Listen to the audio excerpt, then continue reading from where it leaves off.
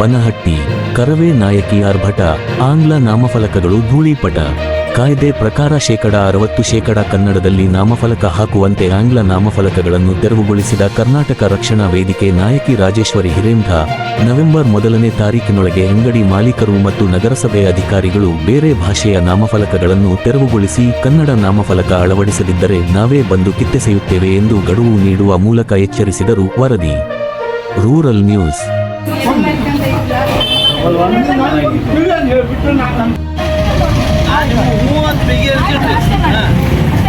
ಅದನ್ನ ಇದನ್ನ ಮಾಡಿಟ್ಕೊಡಿ, 2 ದಿನ ಬಿಟ್ಟು ಬಂದ್ಬಿಟ್ಟಾಗ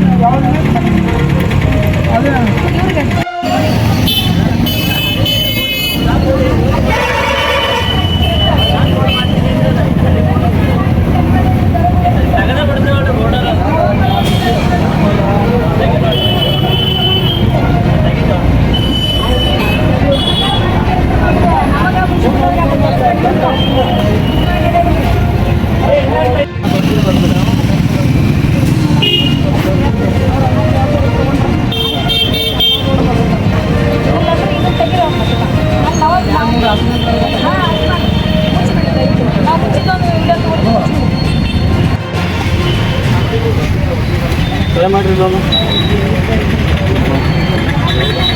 ಟ್ರೈ ಮಾಡಿರಿ, ತಗಿ ವ್ಯವಸ್ಥೆ ಮಾಡಿರಿ. ಅರ್ಜೆಂಟ್ ಇಲ್ಲ ಅಂದ್ರೆ ಅವ್ರು ನಾವು ತೆಗಿತೀವ್ರಿ ಅಷ್ಟ. 2 ನಿಮಿಷನೂ ಟೈಮ್ ಕೊಡಂಗಿಲ್ಲ. ನಾವು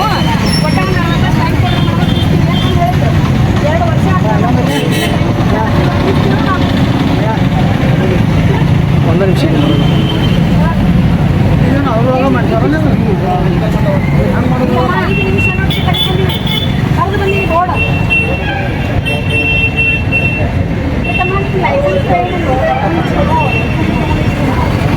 ಲೈಸೆನ್ಸ್ ತಗೊಳ್ಕಂದ್ರೆ ರದ್ದು ಮಾಡ್ರಿ ಮೇಡಮ್. ಅಲ್ಲಿ ಚಾವಿ ಹಾಕ್ರಿ.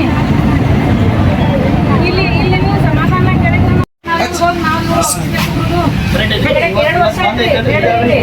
ನಾವು ಡಿಸೆಂಬರ್ 27 ಕೇಳ್ರಿ.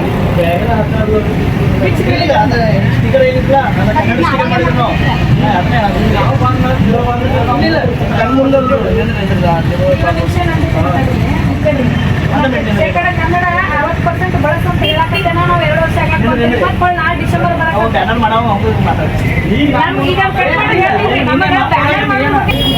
ಕನ್ನಡ ಇಳಿಸ್ಕೊಳ್ಬೇಕಂತ ಒಟ್ಟು ಇಂಗ್ಲೀಷ್ ತೆಗೀರಿ ಅಷ್ಟೇ.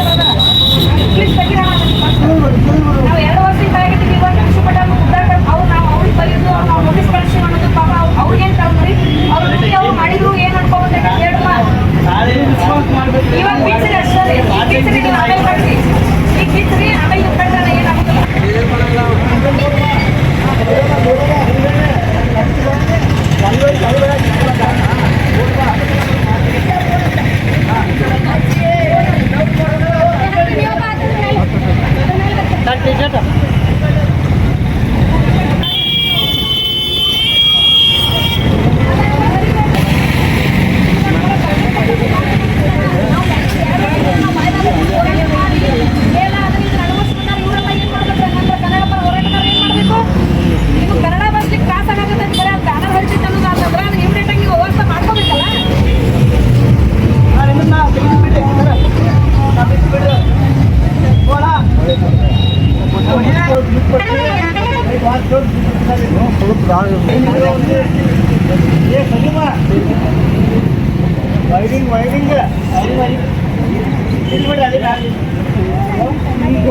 ऊपर साटा